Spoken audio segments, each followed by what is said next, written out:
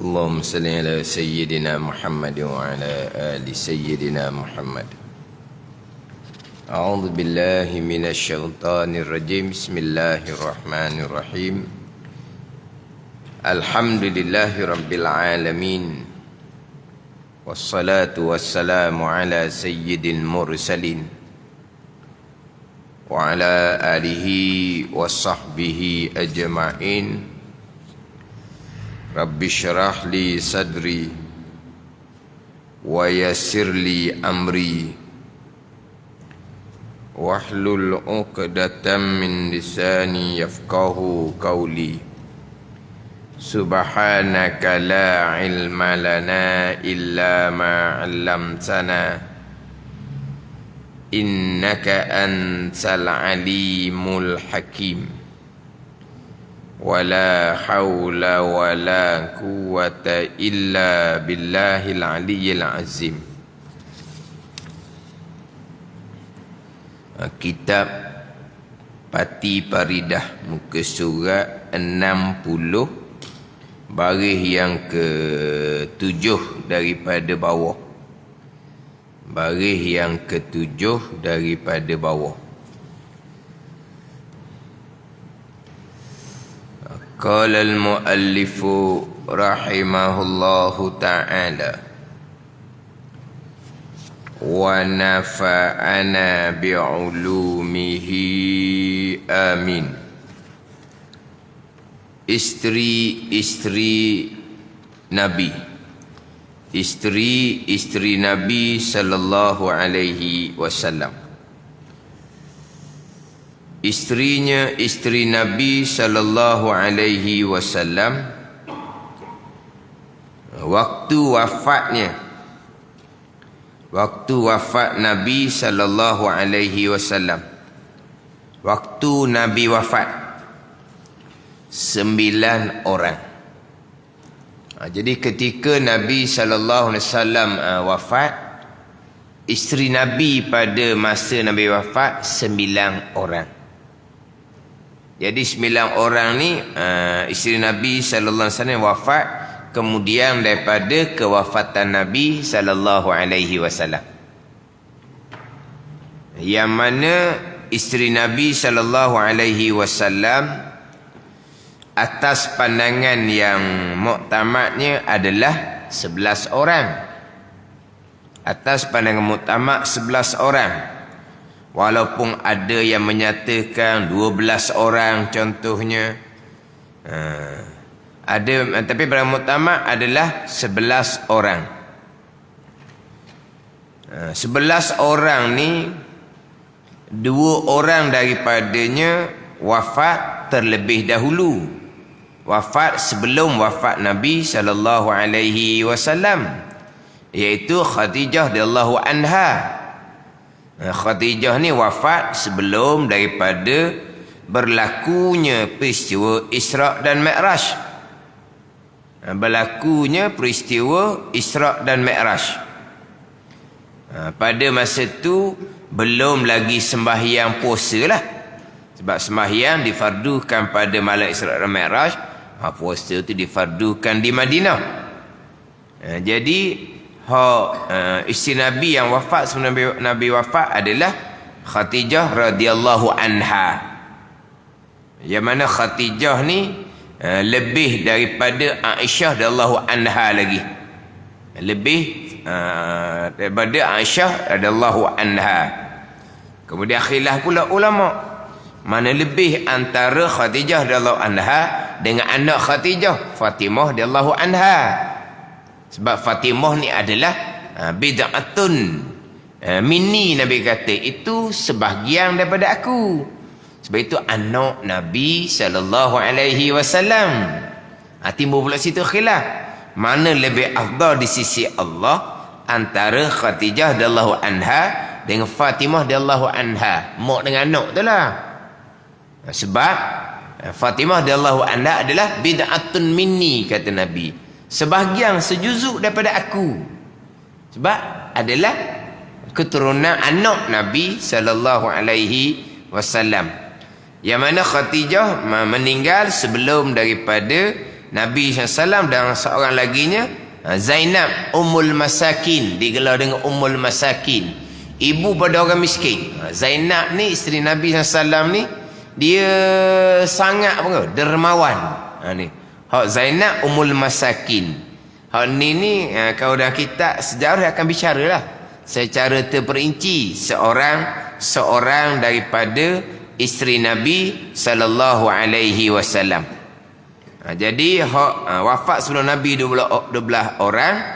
Pada masa Nabi sallallahu alaihi wasallam wafat ada 9 orang. Jadi kesemuanya adalah 11 orang. Semuanya adalah 11 orang. Yang mana 9 ni wafat selepas daripada kewafatan Nabi sallallahu alaihi wasallam. Yang pertama, hak 9 orang isteri Nabi sallallahu alaihi wasallam pada waktu kewafatan Nabi SAW ni, Sayyidatuna Aisyah, anak Sayyidina Abu Bakar. Anak Sayyidina Abu Bakar. Aisyah bintu Abi Bakrin. Gitu lah. Kalau kau Arab, Aisyah bintu Abi Bakrin. Di sini Aisyah anak Sayyidina Abi Bakrin. Bintu tu anak perempuan lah. Aisyah bintu Abi Bakrin. Itu baru betul kau bahasa Arab. Ni Aisyah anak Sayyidina Abi Bakrin. Jadi macam itulah. Kan ada kan nama anak lelaki, anak perempuan, orang India kan? Orang India kan? Anak lelaki kepada sianu-sianu, anak perempuan. Kita binti. Bin tu anak lelaki, binti tu anak perempuan.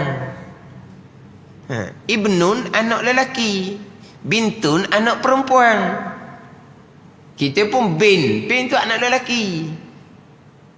Tapi kalau kita macam kalau kita ni, Ali anak lelaki bakar. Allah, macam India kamu ni. Ali anak lelaki bakar, Ali bin bakar. Bin tu anak lelaki. Tapi tak boleh lah terjemah Ali anak lelaki bakar. Dia kata macam orang India lah. Dah betul lah. Macam sini ni, Sayyidatuna Aisyah tu anak Sayyidina Abu Bakar, anak perempuan bagi Sayyidina Abi Bakar. Itu yang pertama. Saudah letak nombor 3. Saudah letak nombor 3. Yang kedua, Sayyidatuna Hafsah, anak Sayyidina Umar. Hafsah bintu Umar. Hafsah anak Sayyidina Umar. Yang mana Hafsah ni berkahwin dengan Nabi sallallahu alaihi wasallam di Madinah dah. Di Madinah dah.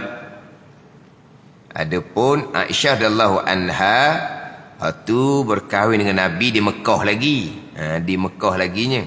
Cuma bersama dengan Nabi SAW tu di Madinah tahun yang pertama hijrah, masuk tahun yang kedua.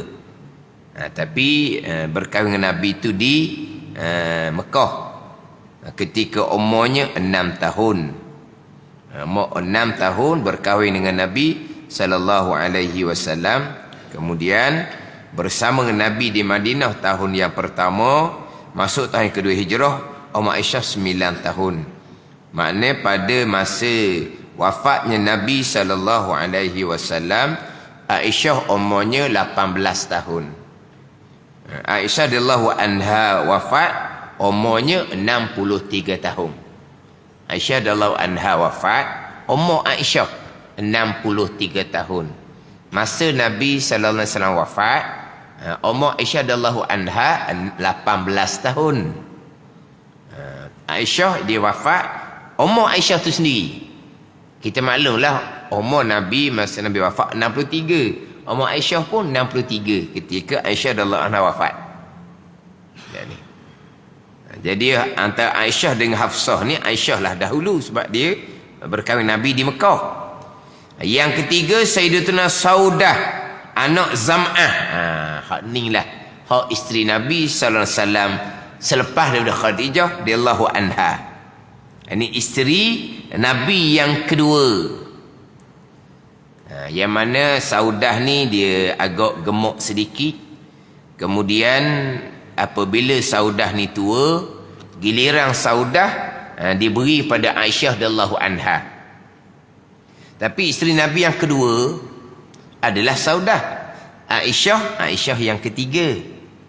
Aisyah yang ketiga. Yang ni Saudah ni sebab Nabi SAW berkahwin Khadijah radhiyallahu anha. Sampai Khadijah wafat, Nabi tidak pernah berkahwin dengan perempuan lain. Selepas wafatnya Khadijah radhiyallahu anha, barulah Nabi berkahwin dengan Saudah, berkahwin dengan Aisyah lepas daripada itu. Jadi Saudah lah isteri Nabi SAW yang kedua. Aisyah isteri Nabi yang ketiga.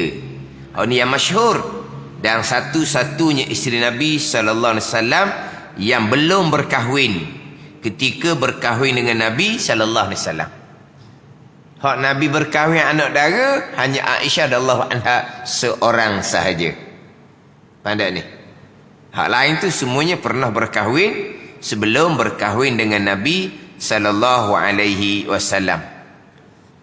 Termasuk Khadijah radhiyallahu anha berkahwin dengan dua orang sebelum berkahwin dengan Nabi sallallahu alaihi wasallam. Jadi Saudah Aisyah berkahwin di Mekah. Hafsah hak nombor 2 tu berkahwin di Madinah pada tahun yang kedua Hijrah. Yang mana pada tahun yang kedua Hijrah Nabi berkahwin dengan Zainab tu. Zainab Ummul Masakin tu lah. Zainab bintu Huzaimah.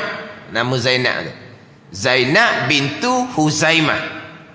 Ia digelar dengan Zainab Ummul Masakin, ibu kepada orang-orang miskin. Wafat sebelum kewafatan Nabi sallallahu alaihi wasallam. Hak dua orang tu lah. Sekarang isteri Nabi semua 11 orang. Hak dalam kitab ni isteri Nabi pada waktu Nabi wafat ada 9 orang. Jadi 9 ni semuanya wafat kemudian daripada Nabi sallallahu alaihi wasallam. Hak wafat sebelum Nabi 2 orang, Khadijah radhiyallahu anha dan Zainab bintu Huzaimah ni. Hak Zainab Ummul Masakin ni berkahwin dengan Nabi tahun yang kedua Hijrah juga di Madinah. Sama dengan tahun berkahwin dengan Hafsah anak Sayyidina Umar radhiyallahu anhu. Yang mana Zainab bintu Huzaimah ni mati tahun yang keempat. Mana berkahwin dengan Nabi tahun yang kedua Hijrah. Zainab bintu Huzaimah ataupun Zainab Ummul Masakin ni dia meninggal di Madinah tahun yang keempat. Jadi tahun yang kedua Hijrah berkahwin dengan Hafsah dan berkahwin dengan Zainab bintu Huzaimah. Keempat Sayyidatuna Safiyah. Safiyah anak Huyayyin. Anak Huyayyin. Ia ada 2 tu. Anak Huyayyin. Ya. Anak Huyayyin. Keturunan Nabi Harun. Anak Huyayyin. Keturunan Nabi Harun. Anak Raja Khaybar. Safiyah ni anak Raja Khaybar yang berkahwin dengan Nabi sallallahu alaihi wasallam pada tahun yang ke-7 Hijrah. Pada tahun yang ke-7 Hijrah. Anak Raja Khaybar. Safiyah bintu Huyayyin. Keturunan Nabi Harun alaihi salam. Yang kelima Sayyidatuna Maimunah anak Al-Haris. Ini pun berkahwin dengan Nabi pada tahun yang ke-7 Hijrah. Yang keenam Sayyidatuna Ramlah anak Abi Sufyan pun berkahwin dengan Nabi pada tahun yang ke-7 Hijrah. Ramlah anak Abi Sufyan. Yang mana pada masa tu maklumlah Abu Sufyan ni kafir. Sebab Abu Sufyan ni dia masuk Islam selepas pembukaan kota Mekah. Lepas pembukaan kota kota Mekah. Jadi masa ni Abu Sufyan belum lagi masuk Islam. Yang mana Ramlah ni gelar sebagai Ummul Habibah. Kalau sebut kata Ummul Habibah, itu adalah Ramlah bintu Abi Sufyan. Ummul Habibah itu Ramlah. Jadi Abu Sufyan hak kafir pembesar Mekah tu adalah mertua Nabi sallallahu alaihi wasallam. Yang ketujuh, Sayyidatuna Hindun, anak Abi Umayyah. Ini berkahwin dengan Nabi pada tahun yang keempat Hijrah. Berkahwin dengan Nabi pada tahun yang keempat Hijrah. Hindun anak Abi Umayyah. Yang ke-8, Sayyidatuna Zainab, anak Jahshin. Ini tahun yang berkahwin dengan Nabi pada tahun yang keempat, sama dengan Hindun anak Abi Umayyah. Zainab bintu Jahshin, mati tahun yang keempat Hijrah. Zainab bintu Huzaimah. Ini Zainab bintu Jahshin, iaitu sepupu Nabi sallallahu alaihi wasallam. Sepupu Nabi sallallahu alaihi wasallam, yang asalnya adalah isteri kepada Zaid bin Harithah, anak angkat Nabi sallallahu alaihi wasallam. Dia Zainab binti Jahshin ni adik-beradik dia berkahwin dengan Abdul Rahman bin Auf. Adik-beradik Zainab bintu Jahshin lah tu, berkahwin dengan Abdul Rahman bin Auf. Lepas tu seorang lagi berkahwin dengan Khawarij syurga tu. Dia ada 10 sahabat di syurga. Dia 3 beradik tu. Yang mana ketiga-tiga beradik ni lah yang ada darah istihadah. Jadi Zainab bintu Jahshin ni satu-satunya isteri Nabi yang ada darah istihadah. Jadi 3 beradik, termasuk isteri Abdul Rahman bin Auf, dan seorang lagi tu, nama apa sahabat yang wajib syurga 10 orang tu. Isterinya adik-beradik kepada Zainab bintu Jahshin. Yang mana ketiga-tiga beradik ni ada darah istihadah. Jadi satu-satunya isteri Nabi yang ada darah istihadah adalah Zainab binti Jahshin. Dia ada darah istihadah. Yang mana ibu Zainab binti Jahshin ni adik-beradik dengan ibu Nabi sallallahu alaihi wasallam. Adik-beradik dengan ibu Nabi sallallahu alaihi wasallam. Jadi sepupu Nabi sallallahu alaihi wasallam, Zainab binti Jahshin.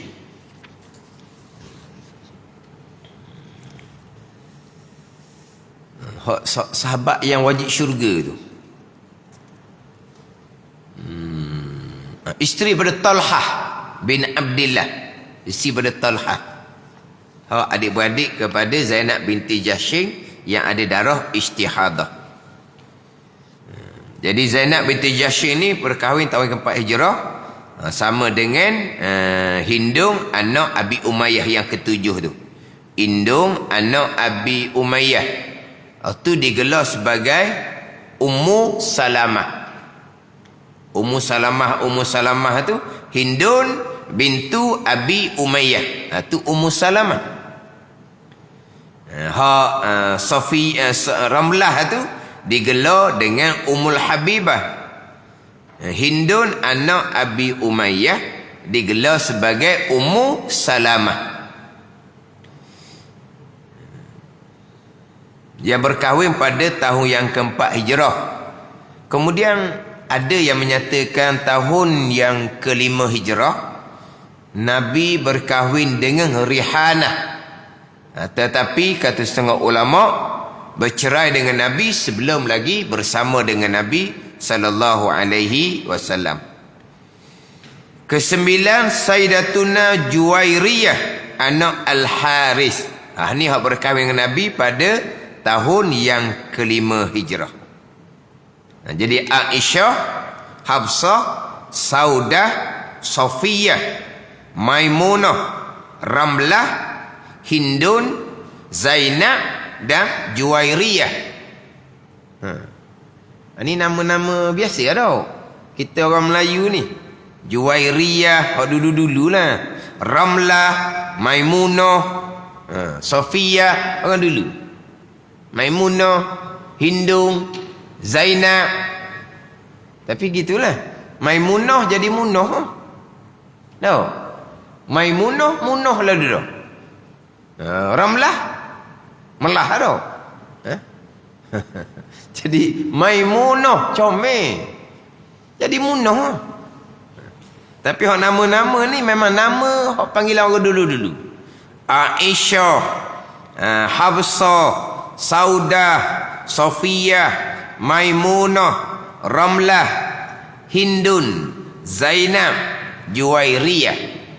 9 isteri Nabi sallallahu alaihi wasallam. Jadi terdahulu bicara berkaitan dengan anak-anak Nabi sallallahu alaihi wasallam, bicara pula isteri Nabi sallallahu alaihi wasallam. Jadi Nabi SAW ni adalah manusia yang dikasihi oleh Allah, yang paling dikasihi oleh Allah Subhanahu wa taala, dan kita pun mengasihi akan Nabi sallallahu alaihi wasallam. Jadi keluarga Nabi kena tahulah, kena kenal keluarga Nabi sallallahu alaihi wasallam, anak Nabi dan juga isteri-isteri Nabi sallallahu alaihi wasallam. Tambahan pula isteri Nabi ni adalah ummahatul mukminin. Tu.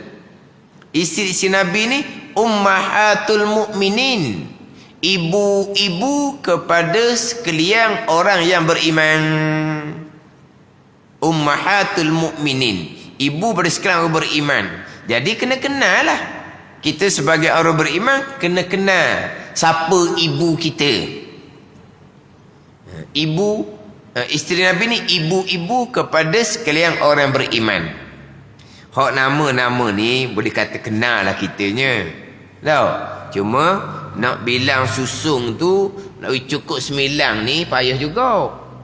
Tapi kalau sebut nama Safiyah, itu nama isteri Nabi. Ramlah, itu nama isteri Nabi. Maimunah, Hindun, itu nama isteri Nabi. Juwairiyah, nama isteri Nabi. Cuba susung 9 orang. Payah sikit lah nak susung tu. Tapi sebut kata Ramlah. Ramlah nama isteri Nabi SAW. Hak Aisyah radhiyallahu anha tu, Hafsah contohnya, tu kita dengar sama dah. Saudah, Saudah isteri Nabi sallallahu alaihi wasallam. Khadijah radhiyallahu anha, tu maklum sangatlah kitanya. Hak lain-lain tu memang kita maklum, ianya adalah nama kepada ummahatul mukminin, ibu-ibu kepada orang yang beriman. Ana kena cerita ni, kena cerita kepada anak-anak kita nama-nama ni. Nama-nama. Tapi seramai-ramai anak kitanya tak ada seorang pun sama dengan nama anak perempuan Nabi dan juga isteri Nabi tau. Anak perempuan ada nama anak perempuan Nabi. Anak perempuan Nabi nama Zainab, Raqayyah, Fatimah, Ummu Kalsum, ada. Ni hak isteri Nabi pula ni. Aisyah, Hafsah, Saudah, Safiyah, Maimunah, Ramlah, Hindun, ada. Juwairiyah, ada. Tak ada seorang tau. Anak perempuan Nabi 4 orang. Isteri Nabi 11 orang. 11 orang tu 2 orang nama sama, Zainab. Jadi isteri Nabi hak nama tu ada 10 nama. Anak perempuan Nabi ada 4 nama. Isteri Nabi ada 9 nama lah. Sebab Zainab isteri Nabi 2 orang dan anak perempuan Nabi seorang. Jadi Anak Nabi 4 orang, isteri Nabi ada 9 nama. Jadi 13 nama anak perempuan Nabi dan isteri Nabi. Zainab 3 nama Zainab. Anak perempuan Nabi yang sulung, 2 orang isteri Nabi nama Zainab. Jadi tinggal 4 orang campur dengan 9 nama. 13 nama. 13 nama anak perempuan Nabi, 13 nama isteri Nabi ni. Tak ada seorang tau. Apa ni?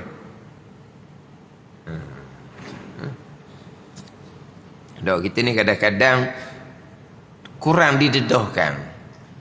Hak biasa kitanya, kalau anak perempuan Nabi kat Fatimah lah. Fatimah je. Orang kita dah Zainab anak Nabi, mungkin ada orang tak tahu. Ummu Kalsum bukan hak penyanyi tu, hak Mesir tau ke apa? Bukan Ummu Kalsum. Apa tu hak masyhur Mesir zaman dulu lah, hak penyanyi. Mungkin tak tahu Ummu Kalsum tu nama anak perempuan Nabi Raqiyah. Kita Ruqiyah. Ruqiyah ni cerita Piramli tau. Tapi makna kita ni Fatimah je. Lepas tu kalau isteri Nabi Khadijah radhiyallahu anha dengan Aisyah radhiyallahu anha, 2 dia. Hak kita memang ni masyhur lah, tak ada orang tak kenal. Hafsah anak kepada Sayyidina Umar tu. Tu mungkin lah. Hak lain. Saudah ke, Safiyah ke.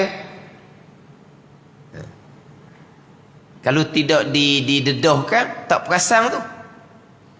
Ramlah, Maimunah, Hindun, itu semua nama pada isteri-isteri Nabi sallallahu alaihi wasallam, ummahatul mukminin, ibu-ibu kepada sekalian orang yang beriman. Ni bicara bab anak Nabi, kemudian bicara bab isteri Nabi sallallahu alaihi wasallam. Sebab dalam kitab Pati Paridah ni dia akan pergi kepada pembicaraan berkaitan dengan hari kesudahan. Tapi sebelum masuk bicara bab hari kesudahan ni, dia bicara dulu hak perkara-perkara yang tambahan-tambahan lah. Ini tambahan belaka ni. Pembicaraan bab keturunan Nabi SAW, anak Nabi si Nabi. Dia akan bicara pula berkaitan dengan pelihara kuliah yang 6. Lepas tu dia bicara berkaitan dengan murtad. Murtad sebab 3 perkara. Kemudian bicara berkaitan dengan taubah. Bicara berkaitan dengan taubah. Walaupun tak panjang mana, tapi dia bicara berkaitan dengan taubah. Lepas habis bicara taubah, barulah bicara bab kematian. Bicara bab mati. Bila bicara bab mati inilah barulah pergi kepada persoalan munkar dan nakir, sampai kepada bicara neraka dan syurga. Di akhir dengan bicara syurga, maka habis kitab. Jadi sekarang ni dia nak masuk kepada nanti pembicaraan hak rukun iman yang terakhir, iaitu rukun iman yang kelima, beriman dengan hari kesudahan. Yang mana kita ni rukun iman yang terakhir, rukun iman yang ke-6, qada dan qadar. Qada dan qadar itu sudah bicara pada rukun iman yang pertama, beriman dengan Allah Subhanahu wa taala, dan bicara sifat 20-nya, qudrah, iradah dan ilmu. Itu bicara hak rukun iman yang ke-6. Yang mana ada riwayat hadis Nabi sallallahu alaihi wasallam hak berkaitan dengan iman, Nabi hanya datangkan 5 rukun. Antu'mina billah wa malaikatihi wa kutubihi wa rusulihi wal yaumil akhir. Itu ya, 5 rukun iman. Beriman dengan Allah, beriman dengan malaikat, beriman dengan kitab, beriman dengan rasul, dan beriman dengan hari kesudahan. Itu 5 rukun iman. Ada dalam hadis. Tapi janganlah pula orang tanya kita, rukun iman ada berapa? 5. Ngelim kepala. Bertukar dengan rukun Islam kamu ni. 5 tu rukun Islam. Ada? Memang ada hadis. Iman tu 5 je, bukan 6. Tapi kalau jawab 5, memang orang akan anggap kita ni tukar dengan rukun Islam yang 5 perkara. Rukun iman 5. Siap budak ni. Rukun iman budak ni nak beza dengan rukun Islam. Betul. Rukun iman 5 perkara. Riwayat hadis. Bukan 6. Dan yang ke-6 qada dan qadar sudah masuk di rukun iman yang pertama. Sebab qada qadar tu kudrah iradah ilmu. Kudrah iradah ilmu bicara sifat 20 masuk di bawah beriman dengan Allah Subhanahu wa taala.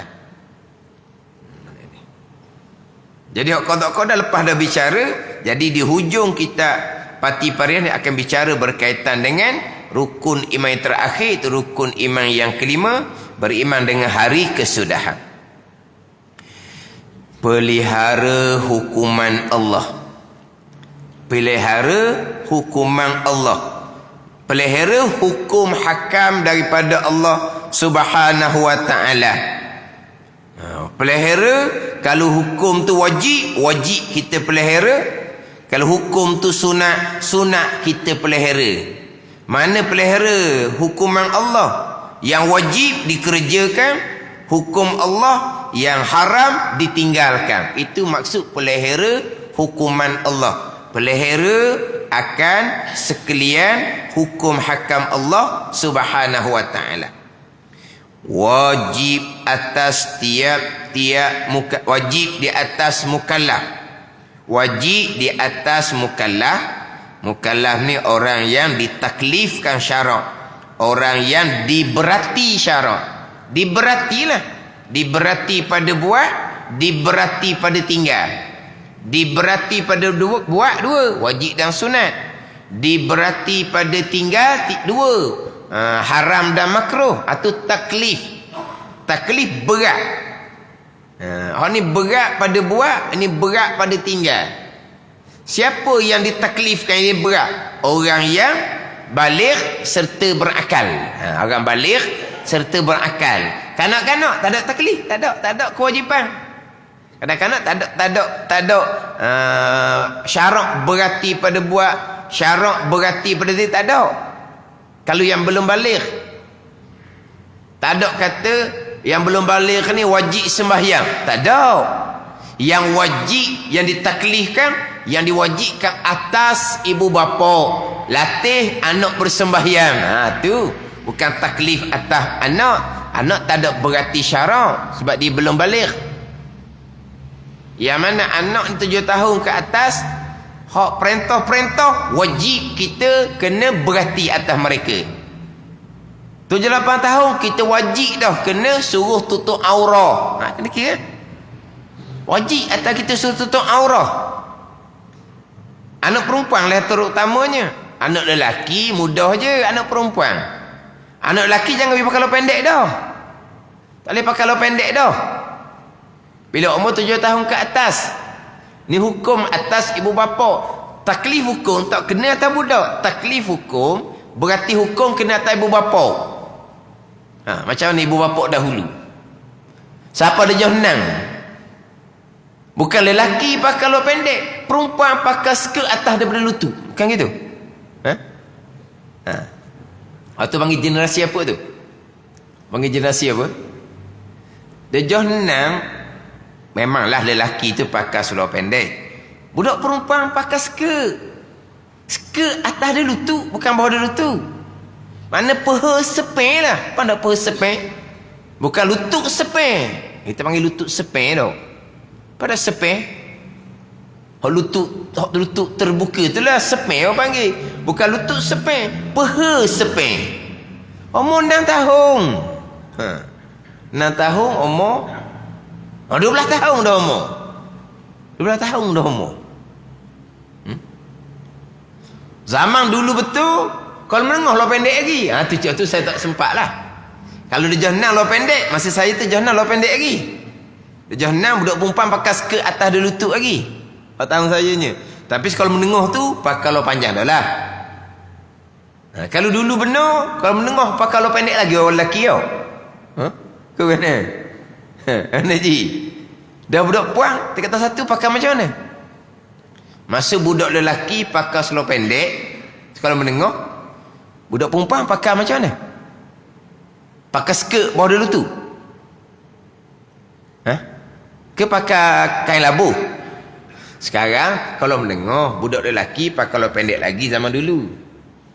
Budak perempuan hak tak kalau mendengar ni, skirt atas dia lutut ke skirt bawah dia lutut? Tak puan.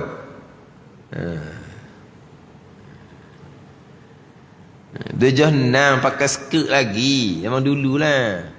Lepas tu dia main tu, dia bubuh kaki tu, dia lopak-lopak tu kan, masa rehat-rehat tu, nampak lo dalam. Jahannam. Tapi zaman dulu tak kenal. Zaman dulu tak kenal. Dia tak erti. Lelaki perempuan tak erti, dia punya perbezaan tu tak erti. Ada ni. Zaman sekarang jangan main. Hak cerita-cerita cikgu disiplin, kalau rendah berzina dah. Zaman dulu tak kerti, tak kenal, tak tahu beza. Kalau telanjang pun tak ada peduli masa tu. Jadi macam tak ada pengembangan. Di jahannam tu macam kalau mandi sungai tu boleh telanjang lagi lah. Mandi sungai boleh telanjang lagi. Mana kalau naik atas jambatan tu sebelum terjun balik dalam sungai tu, bogeh lah jahannam. Dia naik atas jambatan, lepas tu terjun lah. Budak dulu lah, budak sekarang tak kerti main sungai. Telanjang lagi jauh 5 jauh 6 pun zaman dulu lah. Dia macam mana tak kerti. Jadi bab hukum agama pun kurang masa itu. Budak tak ada hukum. Kita bicara taklif syarak mukallaf ni, orang ditaklifkan syarak orang balik. Budak tak ada hukum, tapi mak ayah berkewajipan. 7 tahun tengah tutup aurah dah. Ada tutup aurah dah. Dah pendek tak boleh pakai dah. Dalam rumah je. Kita ni kena kenal aurah. Aurah dalam rumah sesama mahram antara pusat dan lutut. Antara pusat dan lutut dalam rumah sesama mahram ni. Sesama lelaki-lelaki, perempuan-perempuan, pusat dan lutut. Di dalam rumah ni sama-sama mahram ni. Satu jantina berlainan jantina, sama je aurah dia antara pusat dan lutut. Ni kadang-kadang orang yang bilik mandinya satu. Mana bilik mandi dapur, lepas tu kos ramai-ramai. Orang sekarang ni kadang-kadang di bilik mandi dalam bilik masing-masing. Tu sesama masalah lah. Hak bilik mandi satu dapur. Terkadang dalam rumah, keluar rumah pergi berjalan, aurah ditutup molek. Dalam rumah kita tutup aurah dengan sempurna. Keluar dah boleh bilik mandi, dia apa? Kembang gantung. Ada kembang gantung? Kembang gantung.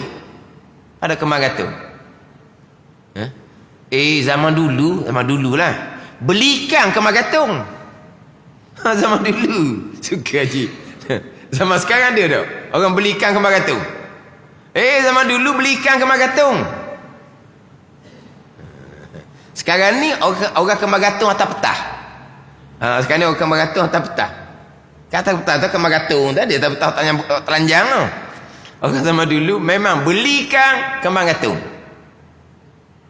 Jadi sekarang ni kalau dia beli mandi kembang gantung. Kembang gantung ni aurah itu tutup sempurna ke tak?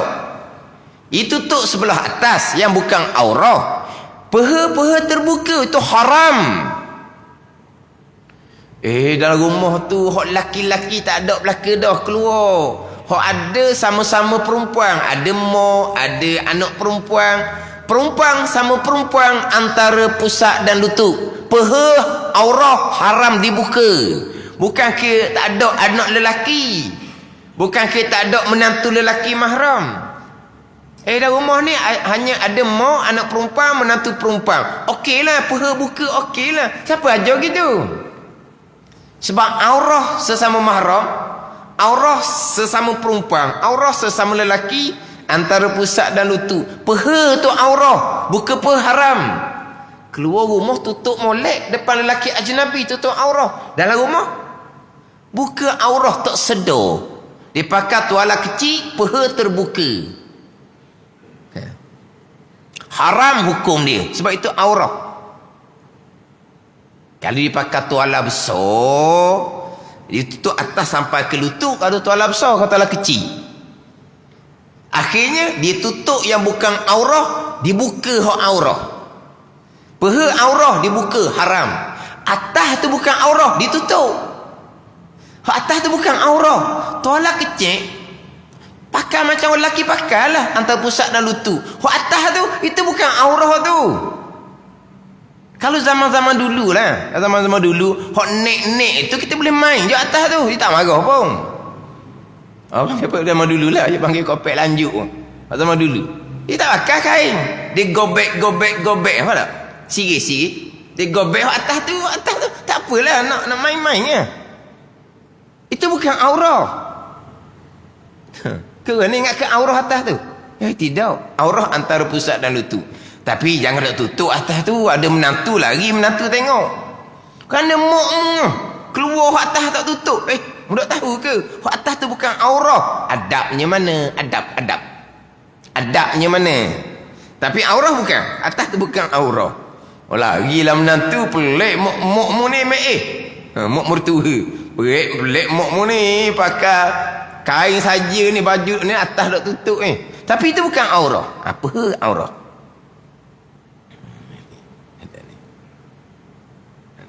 Tak kena aurah kita ni kadang-kadang. Sebab tu orang-orang dulu macam Hairul Nustang je. Dia panah, dia pakai kain batik, atas tu dia pakai coli. Gitu je. Macam Hairul Nustang. Kending-kending dalam rumah. Panah sama dulu. Tak ada apa tu, itu bukan aurah. Perut bukan aurah, dada bukan aurah. Antara pusat dan lutut saja aurahnya.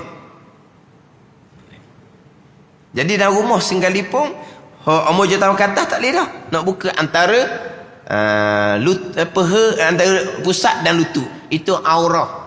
Sebab tu kita bab aurah ni kena reti, kena jaga hukum.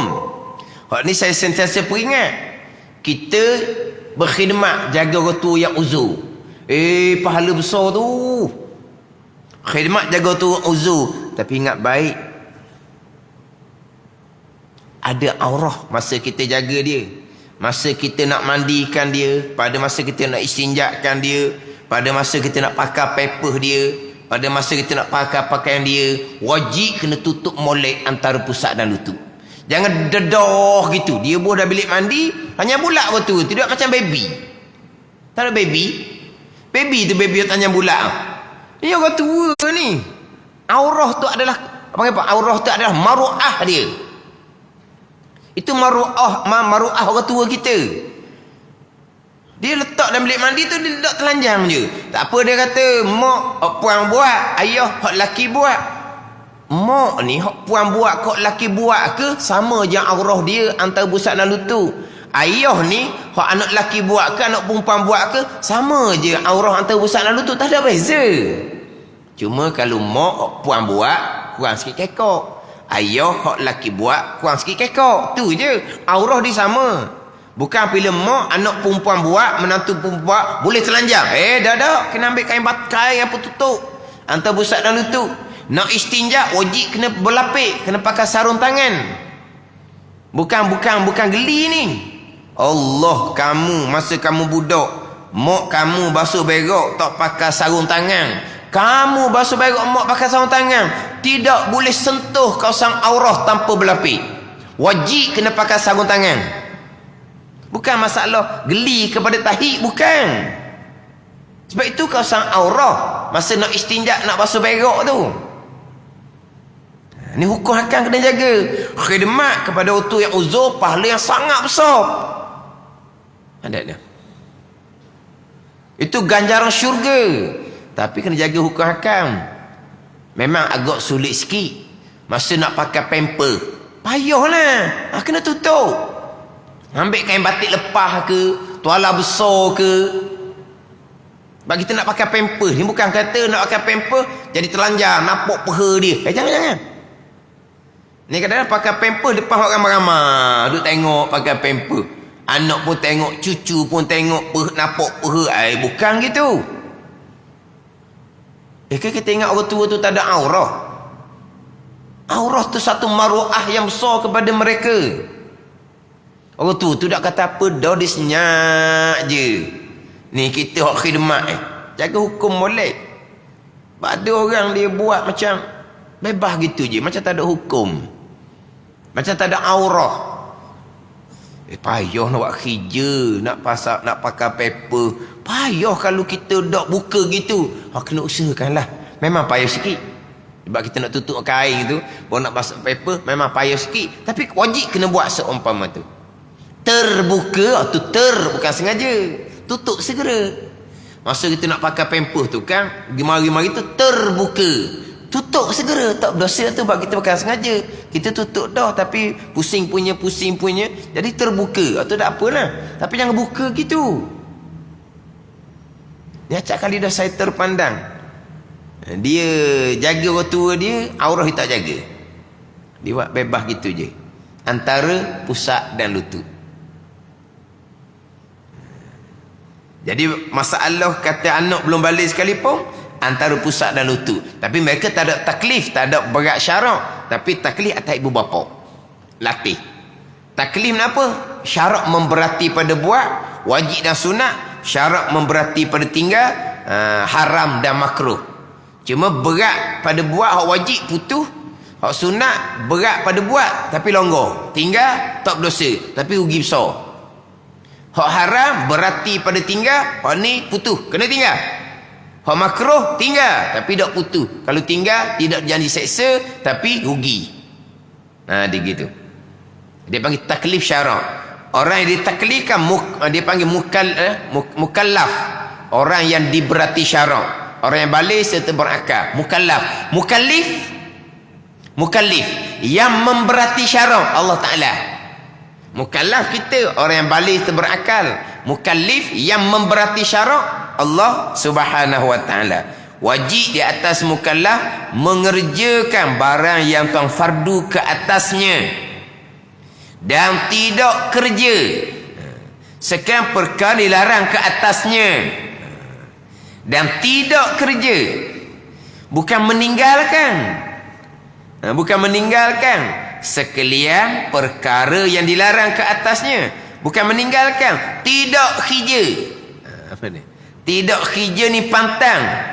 Hak ni lebih tinggi daripada meninggalkan. Sebab tidak kerja pantang ni tak buat daripada awal. Meninggalkan sekalian perkara dilarang ke atasnya. Meninggal ni memberi waham bahawa dahulu buat, sekarang tinggal. Itu ayat kita. Kalau sebut kata meninggalkan sekalian barat perkara yang dilarang ke atasnya, meninggal. Mana apa? Dulu buat mula-mula ada, sekarang sudah tinggal. Dia faham dia gitu. Bawa sangkaan begitulah. Tidak kerja, mana apa? Pantang, tak buat daripada awal-awal. Perkara yang dilarang ke atasnya, ke atas mukallaf. Itu ayat kita. Kita biasanya mengerjakan suruhan, meninggalkan larangan. Meninggalkan larangan. Ni tak ni. Tidak kerja sekalian perkara yang dilarang ke atas. Ini dia panggil pelihara hukum-hukum hakam Allah Subhanahu wa taala. Dan wajib di atasnya, di atas mukallaf, menyuruh dengan berbuat baik. Suruh perkara ma'ruf, perkara yang baik, dan menegah daripada perkara yang jahat. Perkara yang jahat, perkara yang mungkar. Perkara yang jahat, tegah. Mungkar ni tiap-tiap perkara yang menyalahi hukum syarak. Mungkar ni tiap-tiap perkara yang menyalahi hukum syarak. Itu perkara jahat, perkara mungkar. Wajib atas mukallaf menyuruh dengan berbuat baik dan menegah daripada pekerjaan yang jahat. Faham tak ni? Ini umum lah, kita kata umum. Hak dalam keluarga sebagai ibu bapa tu tanggungjawab. Tapi kalau anak sudah membesar hidup sendiri, ni kewajipan ni. Suruh makruf. Menegah daripada perkara jahat, perkara mungkar. Kena suruh makruf. Apa makrufnya? Wajib belajar fardu ain contohnya. Suruh mereka. Menegah daripada perkara jahat, perkara mungkar. Antara kemungkaran adalah jahil fardu ain. Kita peringat, jangan kamu mengekali diri kamu dah kena jahil fardu ain. Sebab mereka sudah hidup sendiri, bukan duduk bersama kita lagi. Kewajipan suruh makruf kekal. Kewajipan Teguh daripada perkara jahat tu kekal. Wajib atas mukallaf.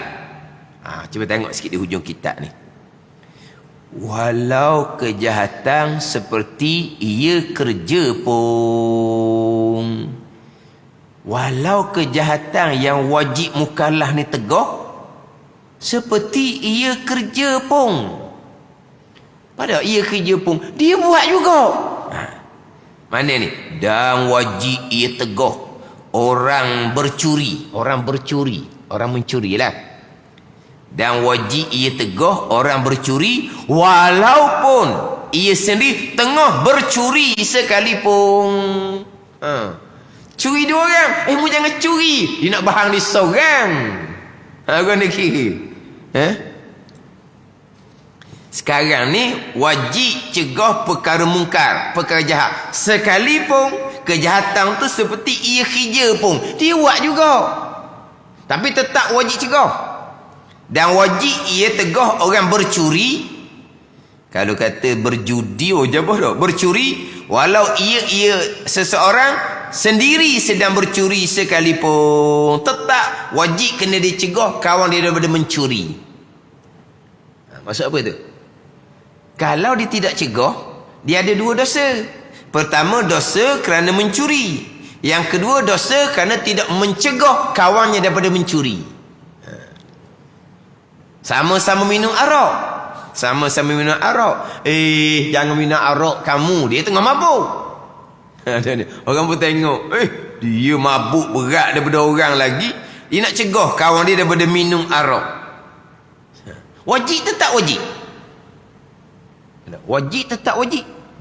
Kalau dia tak cegah kawan dia minum arak, dia minum arak dosa besar. Dia tidak cegah kawan dia minum arak, dosa juga. Dua dosa lah panggil. Tapi tak berkesan lah. Berkesan tak berkesan itu perkara yang kedua. Tapi kewajipan tetap wajib. Ada ni.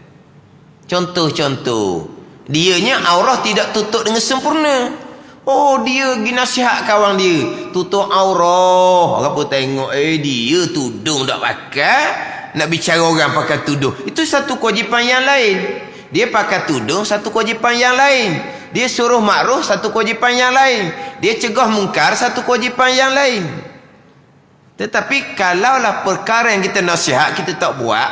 Perkara yang kita cegah, kita buat sendiri, memang tak ada orang peduli kita. Tapi hukum tetap. Wajib suruh perkara baik, walaupun dia tak buat. Wajib cegah perkara mungkar, walaupun dia sedang buat. Itu hukum. Hak saya mengajinya, dia sedang berzina, dia kena cegah orang daripada berzina, seumpama dia. Payahlah jadinya. Orang takkan terima. Ini cerita hak umum kot luar ni. Sama telah kita sebagai ibu bapa. Kadang-kadang ibu bapa tu sendiri semayang bang tak lekat, tapi anak dia tekan suruh semayang. Itu satu kewajipan. Anak akan patuh mula-mula. Dan anak besar, mak ayah pun semayang tak berapa cukup. Hidup sibuk ke kita? Kalau tak semayang dia marah. Itu tanggungjawab. Bukan hanya hukum ni. Hukum wajib suruh makruh. Satu laginya, tanggungjawab ibu bapa. Ini suruh makruh ni lebih umum. Ibu bapa satu tanggungjawab yang asing pula. Dia berkewajipan pastikan anak dia mengerjakan kewajipan. Pastikan anak dia semayang. Wajib. Tapi dianya tak semayang. Tetap kewajipan dia, tanggungjawab dia. Tapi tak berkesan lah. Sebab tekan semayang, dia tak semayang. Suruh anak tutup aurah, mak lah. Nak ke mana pakai tudung, mak pun tak pakai tudung misalnya. Jadi payah nak turun. Tapi kewajipan tetap kewajipan. Kewajipan tetap kewajipan. Walaupun mak ayah tu jahil, dia tetap berkewajipan pastikan anak dia belajar agama. Atau anak dia kelas agama. Tapi mak ayah jahil, itu dosa lain. Dia atau anak dia tempat belajar agama, lepas satu kewajipan. Dan dia belajar kedak, dia tak belajar, dosa lain.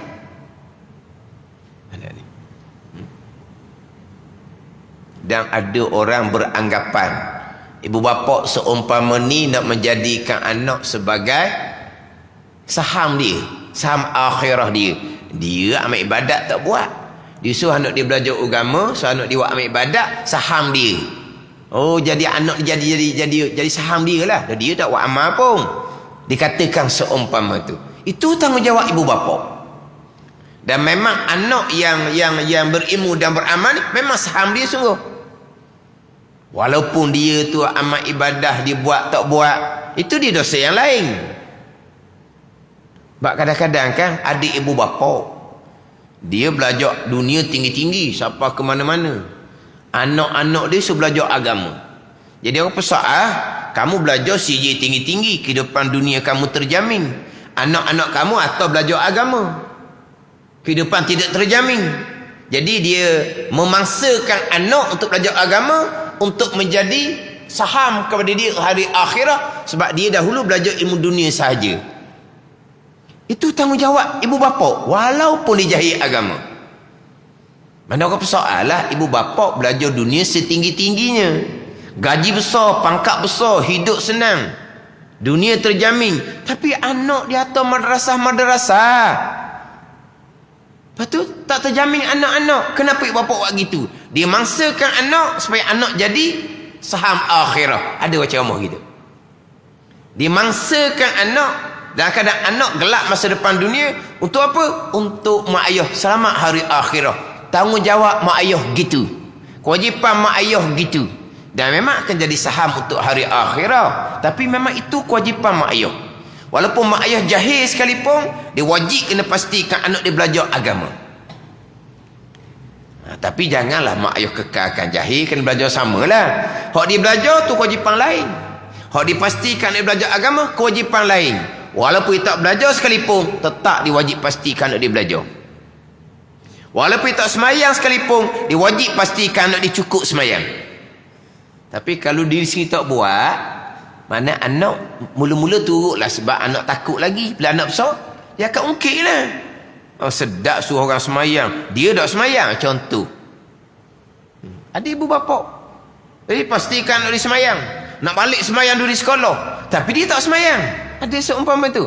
Dosa dia semayang satu hal, tapi dipastikan dia semayang, lepas satu kewajipan. Yang kita, tak ada pedah suruh anak semayang. Kalau dia tak semayang, tak ada pedah ke mana? Itu satu kewajipan yang lain. Ni cerita mungkar dia buat, dicegah, tak ada pedah apa? Dia lepas satu dosa. Sebab kalau dia buat perkara mungkar, dia tak tegah kawan dia daripada perkara mungkar, dia ada dua dosa. Satu dosa buat perkara mungkar, satu dosa tidak cegah kawan daripada melakukan mungkar yang sama. Tapi orang tak akan peduli kalau dia cegah perkara mungkar. Kalau dia sedang buat mungkar, itu bab lain. Cerita bab hukum. Wajib suruh perkara makruh walaupun dia tak buat. Wajib cegah perkara mungkar walaupun dia sedang buat. Hukum dia gitu. Ini hak umum ni. Hak mak ayah dengan anak tu cerita lain. Itu satu tanggungjawab asing pula tu, hak mak ayah dengan anak. Memang ada seumpama tu. Dia suruh anak dia belajar agama, dia tak peduli pun, dia tak belajar pun. Ada atau tempat-tempat madrasah, nampak muk tu pakai selendang lepas tak lepas. Muk tu atau tu, muk ngayuh tu lah. Tapi anak dia atas madrasah, muk tu aurah tutup tak sempurna. Biasa orang tua, orang kata biarlah tak jadi macam kita. Dia kata kena bertaubat lah. Anak ngaji agama dah, tunjuk contoh baik lah. Itu permulaan. Mungkin daripada kerana dia hantar anak dia belajar agama, dia pun jadi dah tengok anak ni balik rumah baik apa semua. Lepas tu terbuka hati gitulah. Tapi jangan kita katalah pula tak ada faedah mak ayah gitu. Dia hidup keduniaan, anak belajar agama, tak ada faedah apa. Dia satu kewajipan dia tak tunaikan, tapi dia pastikan dia belajar agama, tertunai satu kewajipan yang lain. Sebab terkadang ibu bapa ni dia sedar dia ni Tak comel, tak baik, tak berjuru, tapi nak pastikan nak jadi baik. Gitu lah. Nak pastikan nak jadi baik. Dia jauh dari agama, dia nak pastikan nak dia jangan awak macam dia. Ada berapa seumpama tu, dan memang itu tanggungjawab dia. Itu memang tanggungjawab dia. Wajib suruh perkara baik walaupun dia tak buat. Wajib cegah perkara mungkar walaupun dia sedang buat perkara mungkar yang sama. Itu hukum cara umum lah. Ibu bapa itu satu tanggungjawab yang besar yang lain pula sebagai ibu bapa. Hak kewajipan pelihara hukum agama Allah Subhanahu wa taala dan menegur daripada pekerjaan jahat walau kejahatan seperti ia kerja kampung dia buat benda sama. Dan wajib ia mencegah orang bercuri walaupun ia sendiri setengah bercuri sekalipun. Bercuri, mencuri tu lah. Lagi bercuri. Jangan mencuri berdosa besar. Oh, mentang-mentang nampak boleh hasil banyak, nak bahang seorang gitu ke mana makin.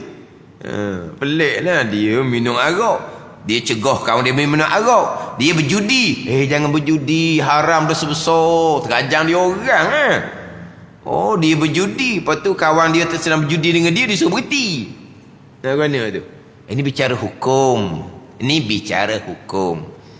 Tapi ghaliknya orang yang buat maksiat, dia tak akan cegah kawan dia daripada buat maksiat. Jadi dia ada dua dosa. Satu dosa maksiat, satu dosa kerana tidak cegah perkara maksiat.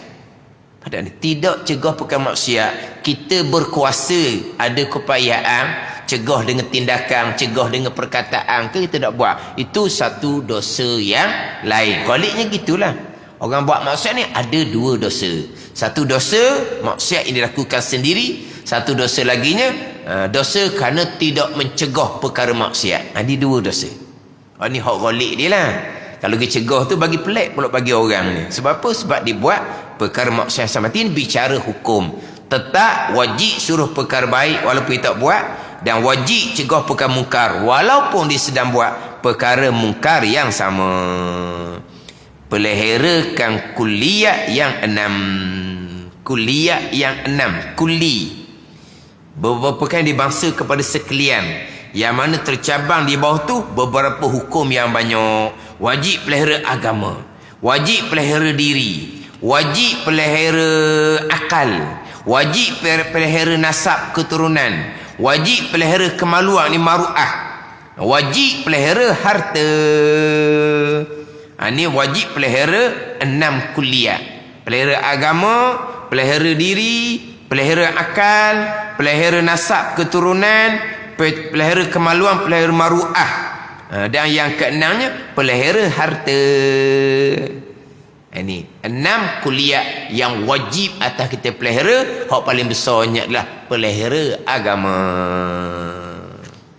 Wallahu a'lam.